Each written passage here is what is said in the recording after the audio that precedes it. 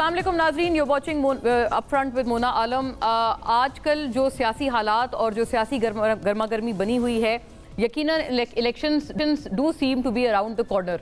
बहुत सारी चीज़ों में एक तेज़ी आ गई है, ख्वाह वो पीटीआई चेयरमैन इमरान खान साहब के खिलाफ केसेस का होना हो, एक एक केस में उनकी पेशियां, ऐसा मालूम हो रहा है कि elections are around the corner. और जो ख़ास तौर पे केयर टेकर प्राइम मिनिस्टर को लेकर जो आपस में सिटिंग्स हुई हैं तमाम इत्तेहादी जमातों की, वो भी खासी ज़ेरे गौर हैं और काबिल ज़िक्र हैं। इनके ऊपर बात करना ज़रूरी होगा, लेकिन नाजरीन eight the end of the day हम चाहते हैं कि इलेक्शंस हों और इलेक्शंस आवाम की बेहतरी के लिए हों। आवाम को नज़र आए कि उनके जो जिनको उन्होंने मैंडेट दिया है वही लोग आए हैं, और आवाम को ये भी नज़र आए कि उनके जो असल मसाइल हैं और उनके जो एक्चुअल इश्यूज़ हैं वो एड्रेस हो पाए हैं इलेक्शंस के ज़रिए। क्योंकि eight the end of the day objective या जो मकसद है इलेक्शंस का, जो हासिल हुसूल है इलेक्शंस का, वो यही है। इसके ऊपर बात करेंगे और उम्मीद ये रखेंगे कि पाकिस्तान की तारीख में जैसे हर इलेक्शंस के ऊपर हारने वाली जमात एक लंबी फहरिस्त जो है वो निकाल लेती है इल्ज़ामात की और इंकशाफात की, वो इस दफ़ा ना हो। क्योंकि ज़ाहिर है इलेक्शंस के ऊपर एतमाद होना बहुत ज़रूरी है। ये एतमाद किस तरह से आ पाएगा, ये एक बहुत ज़रूरी सवाल है। और हुकूमती जमातें, हुक्मरान, जितना ये जो इत्तेहाद है, हर कोई अलग अलग इलेक्शन लड़ने जा रहा है। अब तो ये बात बड़ी कैटेगोरिकली क्लियर हो गई है, इसमें कोई अभाव नहीं है कि इलेक्शंस को लेकर, जो कि पहले हम at one point in time ये बातें ये सुनते थे इनकी आपस में इस तरह की चहमगोइयाँ कि शायद ये लोग एक इत्तेहाद के तहत ही कुछ इत्तेहाद के तहत दो जमातों का हो जाए या अलग अलग जगहों पर अलग अलग हलकों में सूबाई बुनियादों पर हो जाए, लेकिन अब ऐसी कोई चीज़ नज़र नहीं आती। हर कोई इलेक्शंस जो है वो खुद से लड़ेगा और हर कोई ऑन देयर ओन है, अपने ही पाँव पर खड़े होकर इलेक्शन हर जमात ने लड़ना होगा। इसके ऊपर अब फौरी तौर पर बात करते हैं, लेकिन कुछ अदाद व शुमार आपके लिए पेश खिदमत है नाजरीन। हुकूमत की जो मुद्दत है, आईनी मुद्दत, वो 14 को वैसे तो ख़त्म होगी, और इससे पहले अगर असेंबलीज तहलील हो जाती है, नाजरीन को भी दिखाया जाए, अगर असेंबलीज इससे पहले तहलील हो जाती हैं तो उस केस में 90 दिन मिल जाएंगे। कौमी असम्बली की जो मुद्दत है उसमें तोसी होगी या क़ब्ल अज़ वक्त तहलील किया जाएगा, ये एक एक्चुअल सवाल है, ये ज़रूरी सवाल है, क्योंकि उसी से 60 दिन या 90 दिन का तयन होगा। अगर असम्बलियाँ मुद्दत पूरी करे तो 60 दिन के अंदर इलेक्शन हो जाना चाहिए, यानी कि अगर अपने टर्म पर इलेक्शन जो असम्बली है वो एक्सपायर हो जाए। और अगर क़ब्ल अज़ वक्त तहलील हों तो 90 दिन के अंदर, यही जैसे मैंने आपसे अर्ज़ किया, यही चीज़ जो असल चीज़ है, डिसाइसिव है। निगरान वज़ीर आज़म के लिए हुक्मरान इत्तेहाद में इख्तिलाफ़ात, इस पूरी बात में भी कोई अभाव नहीं है। इख्तिलाफ़ात बड़े वाज़े तौर पर और बड़े एविडेंटली सामने आए, और वोटर को मुतासर करने वाली स्कीमों के लिए 51 अरब रुपए की मंजूरी भी हुई। वोटर को मुतासर इसलिए क्योंकि नाज़रीन ये डेवलपमेंटल स्कीम्स हैं और इलेक्शन से बिल्कुल पहले इनका इजरा होना यकीनन वोटर्स को अपनी तरफ माइल करने की एक बड़ी अहम कोशिश है। यही बात है कि इस जो पूरे वोटर को मुतासर करने के लिए जो स्कीमें हैं, इनकी मंजूरी भी कर ली गई है। 51 अरब रुपए इनका कुल हुजूम है, और ये इस पूरे ज़ुमरे में ही हम देख रहे हैं कि developmental projects just ahead the elections, इसी बात की, अगर ये अप्रूव होते हैं तो इसी बात की ये एक तायीद करते हैं। फौरी तौर पे नाजरीन मुझे ब्रेक की तरफ हम चलते हैं और अपने जो मौजूद पैनलिस्ट्स हैं उनका रुख करते हैं कि आगे होने क्या जा रहा है। इलेक्शंस का मामला क्या खुश असलूबी से हो पाएगा तय, क्या बर वक्त इलेक्शंस हो पाएंगे, अगर 90 दिन हो या 60 दिन हो, जो भी हो, दोनों में से कोई भी दिन हो, लेकिन जो लिमिटेशन है आइन की, क्या वो अबाइड हो पाएगी? क्योंकि पंजाब और केपी में तो हमने अदरवाइज देखा, उसके कुछ रीजंस और वजूहात भी बताई गई, लेकिन यकीनन आई थिंक वो वजूहात या वो रीजंस वफाक में तो लागू नहीं होती, वो एप्लीकेबल नहीं है। फिर हमने ये भी सुना था कि मज़ीद जो इख्तियारात हैं वो बढ़ाने की भी कुछ बातें चल रही थी कि जो इंटरिम गवर्नमेंट है वो खाली हाथ ना बैठे, बल्कि जितना टाइम उनके पास है वो उस दौरान भी मुल्क के लिए कुछ करे इन अशद हालात में। ऐसा भी क्या कुछ होने जा रहा है, तमाम मामले पे रुख करेंगे और मैं अपने मौजूद पैनलिस्ट का फौरी रुख करूँगी, but after a break. Stay with us.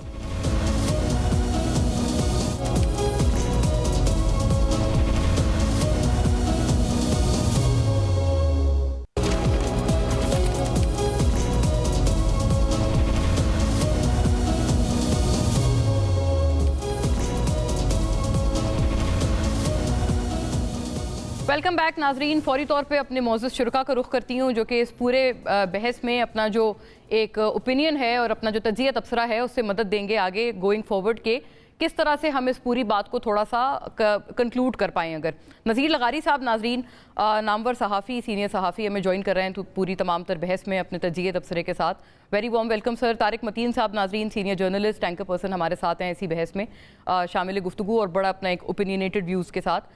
Welcome Tariq साहब, आपको भी बहुत खुशामदीद। और नाजरीन, वजाहत मसूद साहब, senior journalist, senior anchor person, analyst, house hold name हमें ज्वाइन कर रहे हैं इस पूरे बहस में with all his expertise and his experience. Welcome sir, आपको भी बहुत वार्म वेलकम। बजाज साहब, आपसे ही बात का आगाज़ करती हूँ। आप क्या देखते हैं मामले को? इस वक्त इलेक्शंस वक्त पर होंगे या नहीं होंगे? गोया ये कि वैसे तो ये हर दफ़ा एक ये अफवाह गर्म हो जाती है और पता नहीं कहाँ से होती है कि जी इलेक्शंस, शायद ये इंटरिम गवर्नमेंट थोड़ी लंबी खिंच जाएगी, मईशत ठीक होगी, तब यहाँ पर मैंडेट लेकर लोग आएंगे। इस मरतबा भी हमने कुछ ऐसी बातें सुनी। कुछ वजन है सर इस दफा? वो कहते हैं ना मोना बीबी के सबब ये है कि एक मुद्दत किनारे पर रहा हूं मैं, तो चूंकि हमारा तातुल का मामलात और ऊंच नीच होती रही है, इसलिए इस तरह के खदशात जन्म लेते हैं। मेरे ख्याल में इस दफे इंतखाबात जो है वो अपने वक्त पे होंगे और आइन की जो तहदीदात तय हैं, अगर ऐन वक्त पे असेंबली खत्म होती है तो 60 दिन में, और अगर उससे 1-2 दिन पहले खत्म होती है तो 90 दिन में। ज्यादा इम्कान ये है कि 90 दिन, क्योंकि कुछ मामला ऐसे रुके हुए हैं। आप समझते हैं सितंबर की 9 तारीख को और 16 तारीख को, और फिर सितंबर ही के महीने में एक दो और इस तरह की तकर्रियां, कुछ मनासब जो है उन्होंने फारग होना है, और कुछ लीगल मामलात अभी तो वजाद साहब, मुझे आपकी बात से मैं ये थोड़ा सा इंटरप्रेट कर पा रही हूँ कि आप सितंबर का जिक्र कर रहे हैं, तो सितंबर में जो एक ट्रांजिशन होना है, सुप्रीम कोर्ट में नए चीफ जस्टिस ने आना है, उसके बाद क्या जो प्राइमरी जो हुक्मरान जमात है यानी कि PMLN, वो क्या इस तकर्री पर बहुत ज़्यादा अपनी उम्मीदें उन्होंने रखी हुई हैं, क्योंकि नवाज शरीफ साहब की वो चाहते हैं वापसी हो और वो ये भी चाहते हैं कि जो इलेक्शन मुहिम है वो तो उसमें तभी दाखिल हों। तो क्या ये सारा जो ये टाइमिंग है सर, 60 दिन या 90 दिन, ये PMLN क्या अपने माइंड से सिर्फ चलेगी, बाकी इत्तेहादी जमातों को किसी खातिर में नहीं लिया जाएगा? नहीं, मेरे ख्याल में ये इत्तेहादी जमातों के लिए भी उसी तरह से अहम इसलिए है कि इंतखाबात का शफाफ होना गुज़श्ता इंतखाब को मद्देनजर रखते हुए ये बहुत जरूरी है, जिसे बार बार एक लफ्ज़ इस्तेमाल किया गया ना, लेवल प्लेइंग फील्ड का, तो उसके लिए ये जरूरी है। 2018 में हमने देखा जिस तरह से एक जमात को जो है वो बाहर रखा गया, 2013 में 3 जमातों को बाहर रखा गया, पीपल्स पार्टी, ANP और MQM को, उस वक्त तालिबान को इस्तेमाल किया गया था। तो मेरे ख्याल में ये ज्यादती नहीं है। आइन में अगर इसकी गुंजाइश मौजूद है, और मेरे ख्याल में इस मुल्क के जो लोग कानून के मामलात को समझते हैं, उनकी बड़ी अक्सरियत का ये ख्याल है कि मियां नवाज शरीफ साहब के साथ। तो वजाद साहब, मैं अगर आपसे अर्ज कर पाऊं सर, इस दफा भी एक जमात को क्या बाहर रखा जा रहा है? ये बड़ा एविडेंट और क्लियर कट हो गया है, यानी कि पाकिस्तान तहरीक इंसाफ। अगर ऐसा होता है तो एक जमहूरी कारकुन के तौर पर ये मेरे लिए खुशगवार नहीं होगा। मैं समझता हूँ कि तहरीक इंसाफ को भी उसी तरह से मौका मिलना चाहिए। अगर कोई कानूनी मामलात उनके कुछ अरकान और रहनुमाओं के बारे में हैं तो law should take its course, लेकिन एक जमात के तौर पे तहरीक इंसाफ को अगर बाहर रखा गया तो उससे इंतखाब की जो शफाफियत है उस पर निशानात उभर आएंगे, ये अच्छा ओमन नहीं होगा। Very fair sir, as a citizen I won't appreciate that. Very fair, आपकी बड़े अपने क्लियर कट बात की है तारिक मतीन साहब। लेकिन 2018 में जब PMLN को बाहर रखा गया था और नवाज शरीफ साहब की नाअहली हुई थी 17 में, तो यही पाकिस्तान तहरीक इंसाफ तो इस हवाले से खासे खुश नज़र आते थे और उन्होंने इस चीज़ को काफ़ी सेलिब्रेट किया था कि वो जमात आउट हो गई है, और उन्होंने कहा बहुत अच्छा हुआ है, इनके साथ होना ही यही चाहिए, ये डिज़र्व यही करते हैं। तो अब अगर वही तमाम जो तलवारें हैं इनके ऊपर चल रही हैं इस दफ़ा, तो मोरल ग्राउंड्स पे आप इनका गिला कैसा देखते हैं? इनको क्या याद PTI को ये कराना मुनासिब है कि आप 2018 में तो इस चीज़ के बहुत हिमायती थे? अच्छा, ये कहाँ हुआ था? मैं इसकी कुछ मिसालें, कुछ हवाले, कुछ रेफरेंसेस जानना चाहूंगा कि जहां पाकिस्तान तहरीक इंसाफ खुश थी और कह रही थी इनके साथ यही होना चाहिए था, क्योंकि 28 जुलाई को मियां नवाज शरीफ साहब नाअहल हुए थे, और फिर उसके बाद मियां नवाज शरीफ साहब जब इंतखाबात से पहले गिरफ्तार हुए 13 जुलाई को वापस आए थे, तो 2018 को और 28 जुलाई 2017 को नाअहली हुई थी। तो ये नाअहली किस बुनियाद पे हुई थी मियां नवाज शरीफ साहब की? इस नाअहली के लिए अगर हमारे यहाँ ब्लैक लॉ डिक्शनरी की बात की जाती है तो ठीक है की जाती, लेकिन क्या मियां नवाज शरीफ, ये हकीकत नहीं है कि अब तक वो रसीदें जिनके बारे में दावा करते थे वो रसीदें नहीं दे सके? वो मुतनाज़े अपार्टमेंट्स मियां नवाज शरीफ साहब अब तक वहीं पर मौजूद हैं। तो क्या हुआ था पाकिस्तान मुस्लिम लीग नून के साथ, जिसमें हम ये कह रहे हैं ना कि पीटीआई वाले खुश थे, आपने कहा, तो मैं वो हवाले भी कुछ जानना चाहूंगा कि जिनकी बुनियाद पर हम ये कहें कि पीटीआई वाले खुश थे। वो तो तारिक मदीन साहब बड़ी एक क्लियर बात है, वो तो बहुत सारी उन्होंने मिठाइयां खाई थी, और आपको पता है जिस तरह से जो नाअहल हो गए जो उन्होंने जिस तरह से खुशियां मनाई थी। खाई या नहीं खाई, आरटीएस तो बैठा था और लोगों को जो है वो जहाजों में भर के जो है वो इस्लामाबाद तो लाया गया था, लोगों से टिकट तो वापस लिए गए थे। मैं आपसे अर्ज करता हूँ, आरटीएस की जानिब आने का बहुत शुक्रिया। उस रोज के आप रात 1-1:30 बजे तक के, क्योंकि ट्रांसमिशंस में हम मुसलसल मौजूद थे, तो रात 1-1:30 बजे तक के अगर आप नताइज देखें तो पाकिस्तान तहरीक इंसाफ का नंबर था 118, मुस्लिम लीग नून कुछ 42 के नंबर पर थी। और जब आरटीएस बैठ गया था तो निसार चीमा हार चुके थे, राना सनाउल्लाह हार चुके थे, ख्वाजा आसिफ हार चुके थे। वो जो रात को कॉल हुई थी, जो अब पूरा पाकिस्तान बार बार सुनता है, बाजवा, वो रात को कॉल कैसे हुई? आरटीएस बैठने के नतीजे में पाकिस्तान तहरीक इंसाफ जो बहुत भरपूर कामयाबी हासिल करने जा रही थी, वो कामयाबी मेरे भाई, मेरे अजीज, तो आरटीएस बैठने का पाकिस्तान तहरीक इंसाफ नुकसान हुआ था। ये तमाम देखिए कि कॉल करने वाला जिम्मेदार है, जिसको कॉल की ये वो जिम्मेदार है। सही है, दिलचस्प सवाल है। तारिक साहब वो कह रहे हैं कौन जिम्मेदार है? जिसको कॉल हुई वो जिम्मेदार है, जिसने कॉल की वो जिम्मेदार है? उसके बाद आप बोलिए, मैं सुनूंगा आपको हमतन गोश होकर। तो आरटीएस बैठने का पाकिस्तान तहरीक इंसाफ को नुकसान हुआ था। मैंने इन असातिज़ा से सीखा है, तो मैं इनको सुनना चाहूंगा, लेकिन अगर ये मुझे सुन लें तो आरटीएस बैठने का इन जमातों को फायदा हुआ था और पहुंचाया गया था, और इस सिलसिले में उस वक्त के आर्मी चीफ की बाकायदा कॉल भी मौजूद है। उसके नताइज लगारी साहब भी चूंकि मुस्कुरा रहे हैं, उनको भी शामिल गुफ्तगू करते हैं। लगारी साहब, आप क्या रिकॉल करते हैं सर? आरटीएस बैठने का फायदा किसको हुआ, नुकसान किसको हुआ? तारिक मतीन साहब तो बहुत इन्होंने क्लियर बात की, उन्होंने कहा कि फोनें की गई और जो लोग हारे हुए थे उन्होंने फिर कहा कि हमें कुछ हमारे लिए किया जाए, यानी कि वो फॉर्मर आर्मी चीफ को की हुई कॉल्स हैं जिनका हवाला तारिक साहब देख रहे हैं। तो वो तो कहते हैं कि पीटीआई के तो ये खिलाफ गया था ये आरटीएस बैठना, वरना तो वो बहुत ज्यादा ओवरवेलमिंगली जीते। अच्छा, मेरे ख्याल में इतनी यादाश्त हमारी कमज़ोर नहीं है, अगरचे हम बहुत ज़्यादा इस तरह की यादाश्त हमारे लोगों में है कि वो चीज़ों को जल्द भूल जाते हैं। आपको याद दिलाता हूँ मैं कि जब 5-6 बजे के करीब फैसलाबाद से, लाहौर से, गुजरांवाला से, शेखुपुरा से, जगह जगह से ये इतलात आ रही थी कि पोलिंग एजेंट्स को निकाल दिया गया है और उनको रिजल्ट नहीं दिया जा रहा है, यानी उनको गिनने से पहले निकाल दिया गया है। ये कौन सा अमल था? कौन से इलेक्शन में ऐसा होता है कि पोलिंग एजेंटों को निकाल दिया जाए? हम लाइव नशरियात में बैठे हुए थे, पूरा दिन बैठे थे और फिर रात को भी हम बैठे थे, हमें सब सामने हो रहा था और फॉर्म भी नहीं दिए जा रहे थे। सामने हो रहा था पूरे पाकिस्तान में, हर हल्के में ये देखें। अगर मैं किसी की बात में अगर मैं मुदाखलत ना करूं तो बेहतर ये होगा कि मुझे आप मेहरबानी करें। सुनो, मैं वैसे टाइम देने को तैयार हूं, मैं खामोश हो जाता हूं, आप लोग अपनी बात पूरी कर लें। हाँ, आप प्लीज गो अहेड, अपनी बात मुकम्मल करें। मैं याद कर रहा हूं कि 5-6 बजे तक पोलिंग एजेंटों को निकाल दिया गया था, और जिन हजरत का ये नाम ले रहे हैं वो बाकायदा उनके पेज पर थे, उनको इक़्तिदार में लाने की उनकी बेताबियां देखने से ताल्लुक़ रखती थी। वो जिनको ख्वाजा आसिफ ने फ़ोन किया था और कहा था कि मेरी सीट बचाएं, वो एक ख्वाजा आसिफ का ही शायद फ़ोन होगा जिसका हमने रिकॉर्ड पर नाम सुना है। मैं और किसी का नाम नहीं जानता हूँ, हो सकता है और लोगों ने भी फ़ोन किए हूँ और लोगों को भी इस तरह से, लेकिन ये कि तय हो गया था कि इलेक्शन चोरी करके एक आदमी की जेब में डालना है, और इलेक्शन चोरी होने का मंसूबा तयशुदा था, इसमें कोई शक नहीं है। बड़े खरे अल्फाज में आपने अपनी बात कर दी है लगारी साहब। जो सबका लाडला बना हुआ था, जो बगैर मैं जो अल्फाज कह रहा हूं, मेरे ये अल्फाज जचे तुले हैं, मेरे सोचे समझे हैं, बगैर सोचे समझे मैं कुछ नहीं बोल रहा हूं। मैं सोच समझ कर बात कर रहा हूं।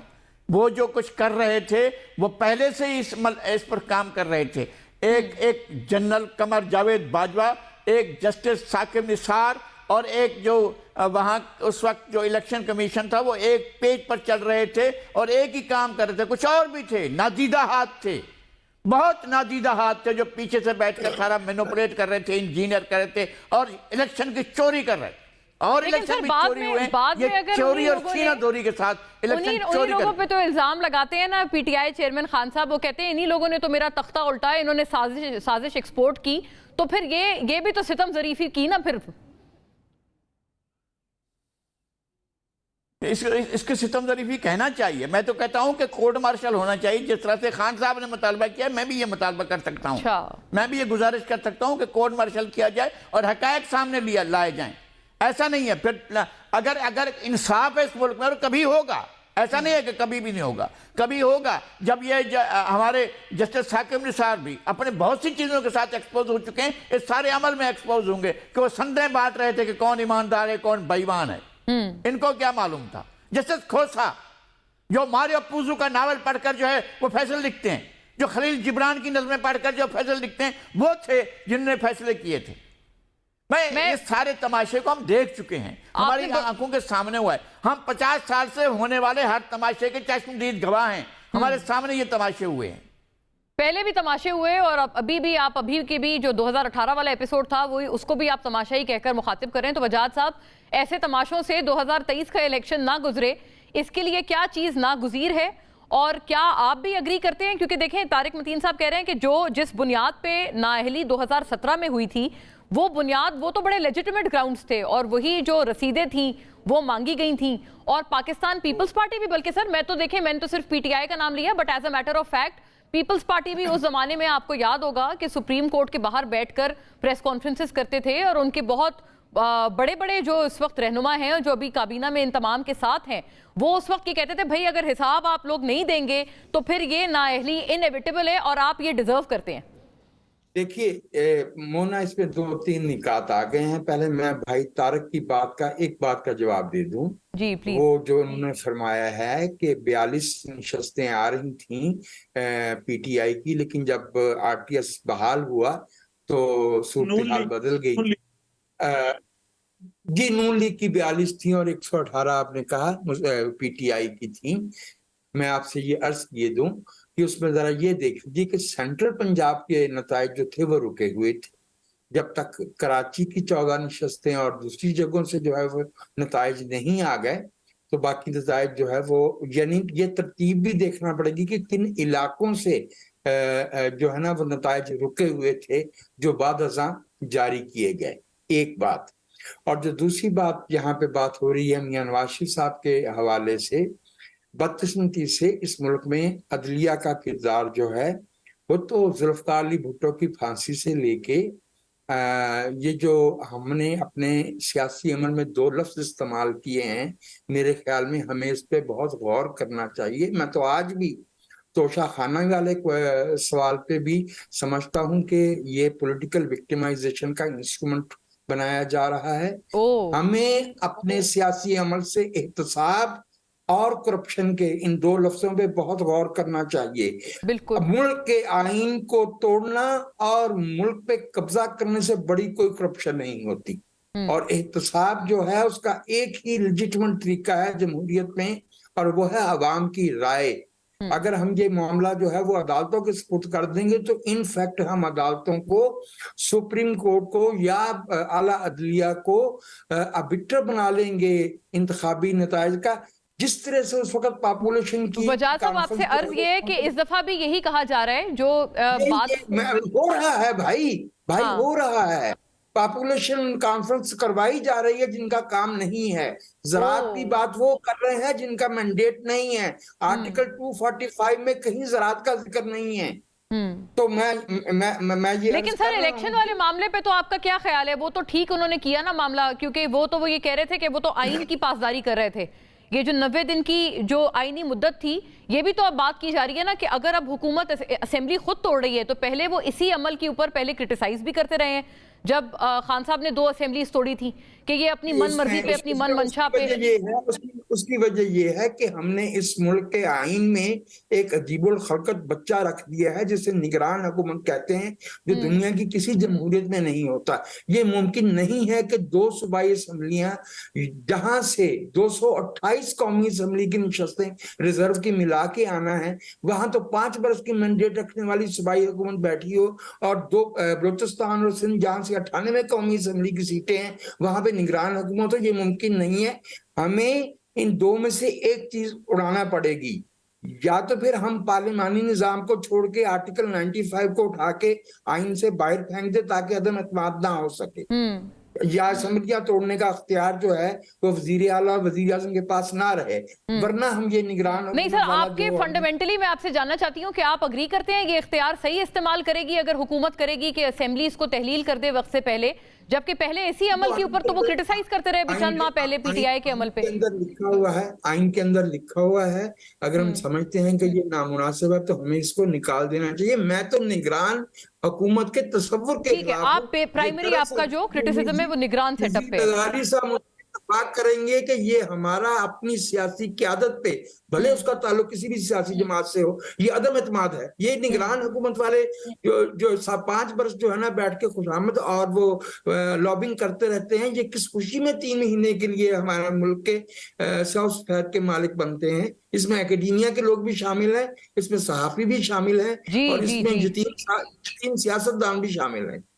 ये ऐसी बात है तारिक मतीन साहब, अगर से एक फ्यूचरिस्टिक सी बात है और बिल्कुल एक फर्जी सिनेरियो है, अगर ना हो इंटरिम गवर्नमेंट, जैसे कि अभी वजाद साहब ने बरमला इसके ऊपर क्रिटिसाइज किया है, अगर ना हो इंटरिम सेटअप और यही पीडीएम हुकूमत के तहत इलेक्शंस हों, तो क्या फिर उसकी ट्रांसपेरेंसी पे सवालात नहीं आएंगे? और अब जो इंटरिम गवर्नमेंट आ रही है, ये बात भी बिल्कुल दुरुस्त है कि वो जो लोग हैं जो साल बैठकर लॉबी करते हैं कि हम इंटरिम गवर्नमेंट में आ जाएं, अब कुछ रोज पहले डार साहब का भी नाम आया था, फिर वो वापस हो गया था, बहुत कुछ हुआ, तो ये इन लोगों के बारे में आपका क्या ख्याल है? क्या वो लोग भी नॉन पार्टिजन कहे जा सकते हैं जिन्होंने इतनी लॉबी के थ्रू इंटरिम गवर्नमेंट हासिल की हो?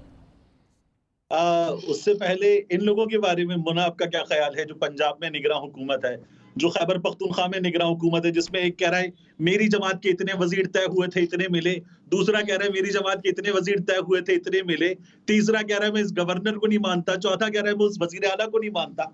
इन लोगों को कौन निगरान हुकूमत मानेगा जो अपनी मुद्दत से जायद हो चुकी है और अब वो हुकूमत के तमाम इख्तियारात इस्तेमाल कर रही है, तो इनको कौन मानेगा? दूसरा, मुझे तमाम शुरका से बशमूल मोना आलम ये जवाब चाहिए कि नवाज शरीफ साहब की अहलिया की वफात हुई, नवाज मरियम सफदर परोल पर रिहा, वालिदा की वफात हुई शहबाज हमजा परोल पर रिहा, दादा की वफात हुई दोस्त मजारी परोल पर रिहा, इसी तरह से कजन की वफात हुई खुर्शीद शाह परोल पर रिहा, खुशदामन साहिबा की वफात हुई साद रफीक परोल पर रिहा, शहरियार आफरीदी किसी और मुल्क का, किसी और नस्ल का, किसी गद्दार का बच्चा है कि जिसको आप भाई की वफात पर नहीं जाने दिया गया। बिल्कुल सही बात है, रिहा नहीं करते, उसकी बहन की वफात हो जाती है, आप परोल पर रिहा नहीं करते, तो फिर इन हुक्मरानों पर, इस सिस्टम पर लानत है, ऐसी जमहूरियत पर जहां पर किसी शख्स को उसके प्यारों की वफात पर भी जाने नहीं देते। हम इन हालात वजाद साहब का बड़ा सख्त इख्तिलाफ है,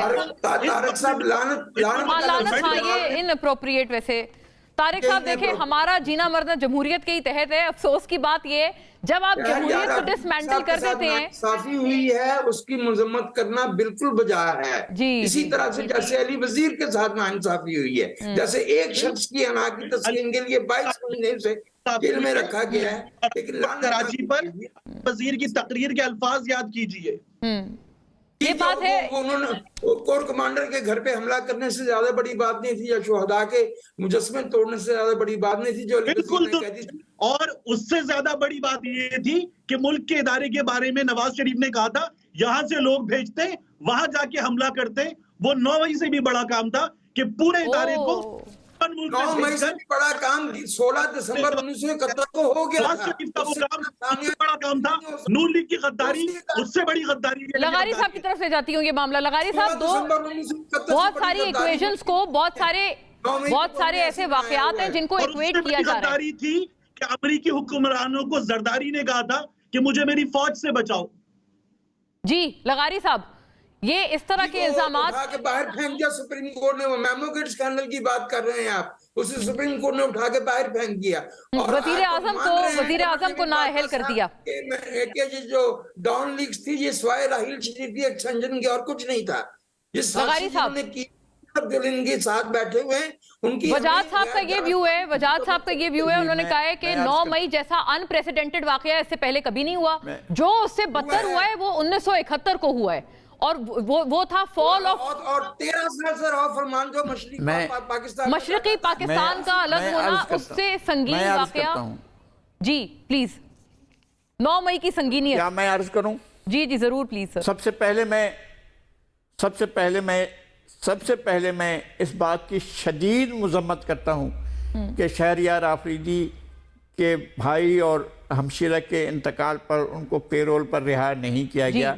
ये शर्मनाक बात है किसी भी हुकूमत के लिए, कोई हुकूमत हो, कोई इदारा हो, कोई भी हो, उनको रिहा न किया जाना ये जुल्म की इंतहा थी। इससे बड़ा जुल्म कोई नहीं हो सकता है। इतना बड़ा शकील कल्ब कोई शख्स नहीं हो सकता है कि इतना बड़ा सफाकियत किसी के दिल में नहीं हो सकती है कि किसी बहुत ही करीबी अजीज़ के इंतकाल पर उसे रिहा ना किया जाए और बाकी सब लोगों को रिहा किया जाए जो भी किसी अजीज़ के इंतकाल में शरीक होना चाहते हैं। लेकिन इस मुल्क में ऐसा हुआ, माजी में भी हुआ है कि लोगों को नहीं रिहा किया गया और लोगों को अपने प्यारों के जनाजों में शरीक नहीं होने दिया गया। ऐसी बेशुमार मिसालें मौजूद हैं। एमआरए की तहरीक में ऐसे बेशुमार लोग थे जिनके अजीज़ व अकार फौत होते थे, तो कोई और बड़े लोग भी थे जिनका इनकी पूरी एक अलग से तारीख बनाई जा सकती है।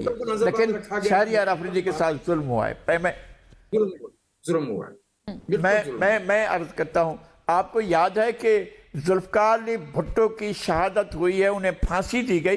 फांसी के अगले रोज़ जब उन्हें तदफीन के लिए ले जाया गया तो ये दोनों खवातीन मोहतरमा बेगम नुसरत भुट्टो और मोहतरमा बेनज़ीर भुट्टो सिहाला में नजरबंद रही, उन्हें आखिरी दीदार नहीं कराया गया। बिल्कुल। आप तारीख में क्या क्या कौन कौन से मजालिम की दास्तानें आप सुनना चाहते हैं? आपको कौन कौन से मजालिम की दास्तानें याद दिलाई जाएं कि क्या क्या इस मुल्क के अंदर होता रहा है? लगारी साहब मुझे लगेगा आपने दूसरी बात ये सर सिर्फ आपसे एक सेकंड की इसमें एक इंटरप्शन है कि मैं ब्रेक की तरफ मैंने जाना है। मैं आप ही की बात पे वापस आऊंगी क्योंकि 9 मई के हवाले से भी जो एक बात चल रही है उसकी संगीनियत पर, gravity of the incident. After a break I go to Nazir Lagari and obviously the rest of the gentleman. Stay with अस।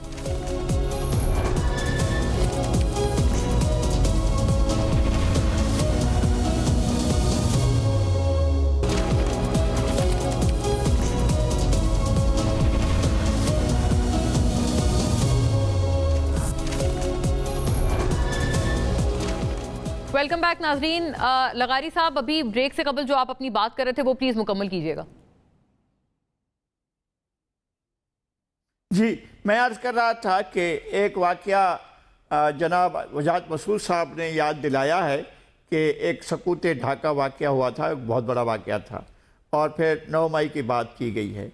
इससे पहले भी बड़े वाकयात हुए हैं। 3 महीने भी एक असम्बली नहीं चलने दी गई थी और मुंतखब असम्बली में अक्सरियती पार्टी ने 300 में से 229-230 से ज़्यादा सीटें हासिल की थी और जो अपोजिशन में थी मुस्लिम लीग, उसने 9 सीटें हासिल की थी। उस वक्त कांग्रेस ने भी इलेक्शन लड़ा था 1954 के इलेक्शन में, उसको 10 सीटें मिली थी। मुस्लिम लीग से भी ज़्यादा कांग्रेस को सीटें मिली थी ईस्ट पाकिस्तान में, और वह हुकूमत 3 महीने नहीं चलने दी गई। और जिस शख्स ने लाहौर में करारदाद लाहौर पेश की थी, करारदाद पाकिस्तान पेश की थी, वो वजीर आला थे, उनको कान से पकड़ कर निकाल देगा और कहा गया कि तुम गद्दार हो और तुम खाइन हो, तुम डाकू हो, तुम चोर हो, ये कहकर उनको इक़्तिदार से अलग किया गया था। ये बहुत बड़ा सानहा था पाकिस्तान की तारीख का। अब आगे और आते हैं। जब लाश पड़ी गई लबनान के एक होटल के अंदर, लाश पड़ी हुई थी हुसैन शहीद सोहरवर्दी की। हुसैन शहीद सोहरवर्दी उस वक्त पाकिस्तान दोनों खित्तों में सबसे मकबूल तरीन रहनुमा थे और उनकी लाश पड़ी हुई थी। ये वाकया भी बहुत बड़ा वाकया था। 9 मई के वाकये की अहमियत ये है कि ना तो मौलवी A.K. फजलुल हक ने, ना हुसैन शहीद सोहरवर्दी ने, और भुट्टो साहब की फांसी के बाद ना तो पाकिस्तान पीपल्स पार्टी ने ये नहीं किया कि ईंटें और पत्थर उठाएं और आग के गोले उठाएं और जाकर हमले कर दें आपके जीएचक्यू पर, आपके कोर कमांडर हाउस पर, आपके ग्रेजन पर, आपके किसी छावनी पर, आपकी किसी इंस्टॉलेशन पर, किसी आपके जहाज पर, किसी आपके टैंक पर, किसी चीज पर किसी ने जाकर कोई नहीं किया। इन्होंने बाकायदा 200 हमले किए, 200 हमले। मतलब क्या चीज थी? आप किसका मुकाबला कर रहे थे? आपको गिरफ्तारी की एफआईए ने, आपकी गिरफ्तारी हुई रेंजर्स की रेंजर्स, वो यही गिला करते हैं रेंजर्स ने गिरफ्तारी की, और अवाम का वो कहते हैं रद्द अमल आना तो था, वो तो अवाम का रद्द अमल था। जी सर, सुने मेरी बात सुने, मेरी बात सुने, मेरी बात सुने। मैं ये अर्ज कर रहा हूं कि अच्छाई एक और अच्छाई भी हुई कि वो मुस्तकिल व्हील चेयर बना रहे थे। उस दिन से वो व्हील चेयर से फारिग हुए हैं। ये उनके साथ बहुत बड़ी अच्छाई हुई। अगर गिरफ्तार ना होते तो अब भी व्हील चेयर पर होते।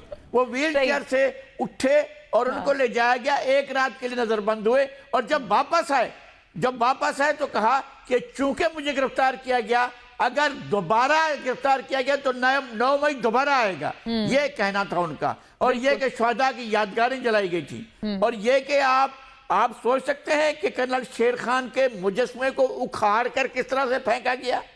आपको जानते हैं कि एम आलम के जहाज को किस तरह से आग लगाई गई। मैं एक जाती ताल्लुक महसूस करता हूं एम आलम से। अच्छा सर, वैसे वो एम आलम का जहाज नहीं, बाकी बिल्कुल बात आपकी बजा अपनी जगह। सर आंखों पे एम आलम का जहाज नहीं था वो ना, क्योंकि एम आलम का जहाज कराची में है ऑन द डिस्प्ले।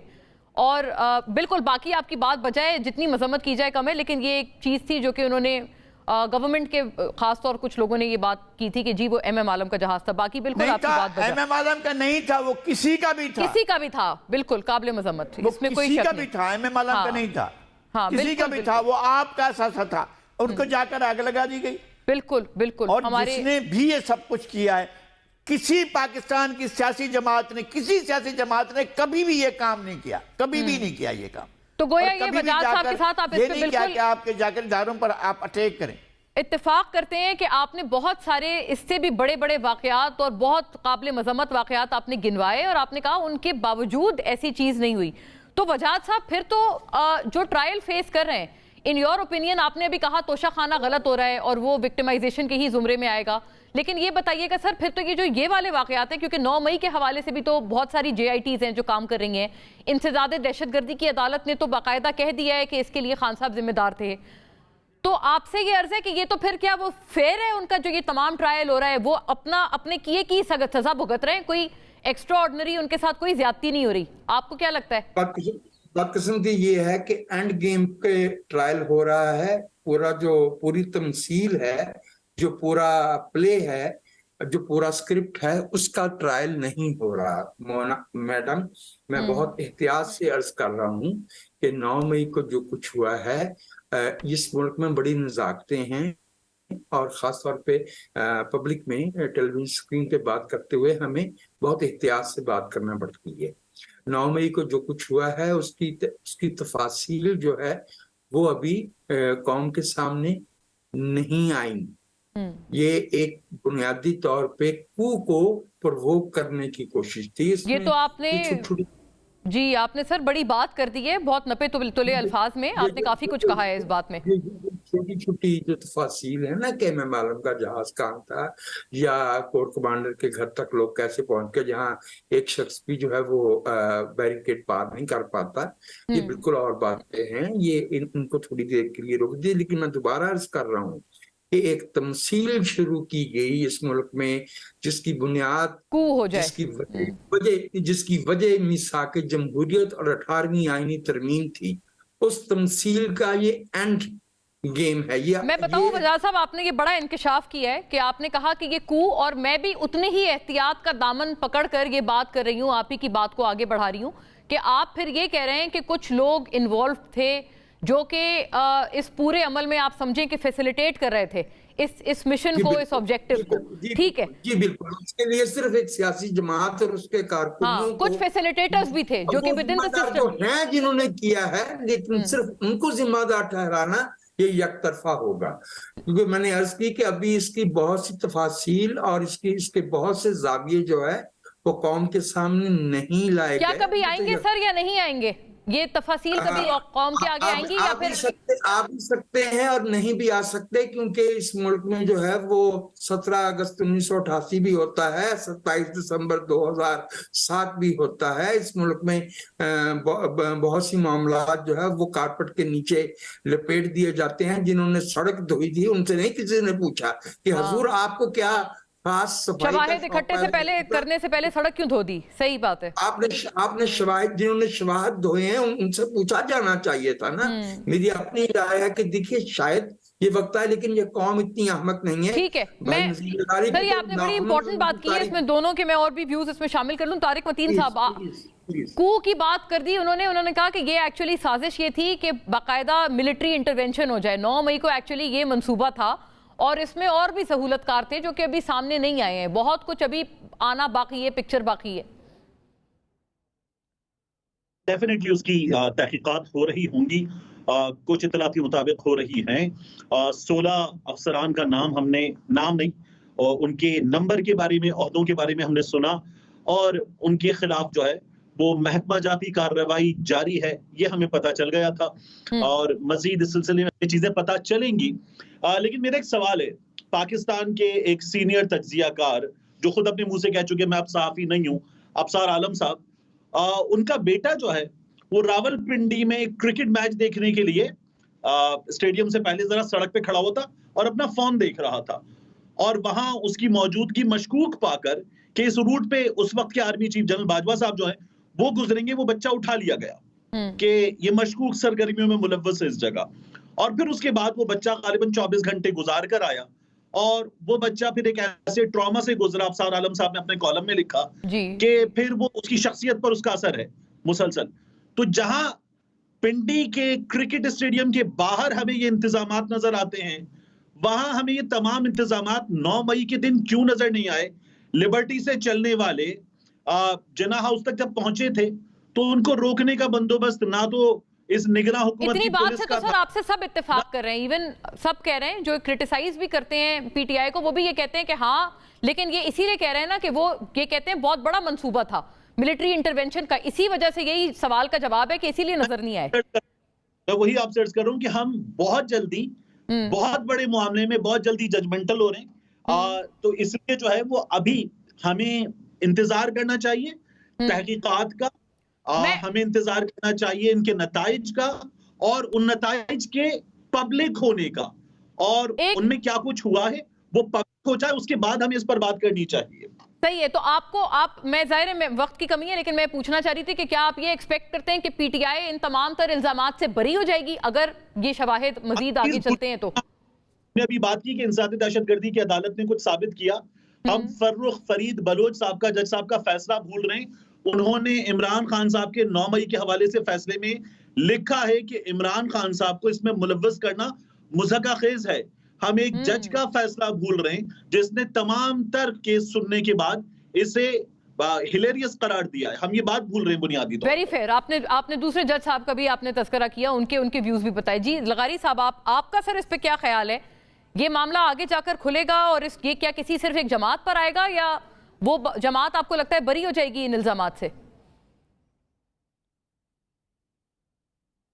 अच्छा, भारत में हमीदुर रहमान कमीशन रिपोर्ट छप गई थी, आपको पता है? वो रिपोर्ट हमारे ऑफिशियली अभी तक डिस्कवर नहीं हुई है। जी जी बिल्कुल। वहां पर क्या क्या होता रहा वो आपको सब दुनिया ने बता दिया, और इंडिया में ये सारे लोग भी जानते हैं, और वो किताबें हमारे पास भी रखी हुई हैं, किसी ना किसी की लाइब्रेरी में वो रिपोर्ट मौजूद होगी। तो उस रिपोर्ट से हमने क्या सबक हासिल किया, क्या हमने सीखा है? ये तारिक मतीन साहब का जो दुख है वो हमारा दुख भी है।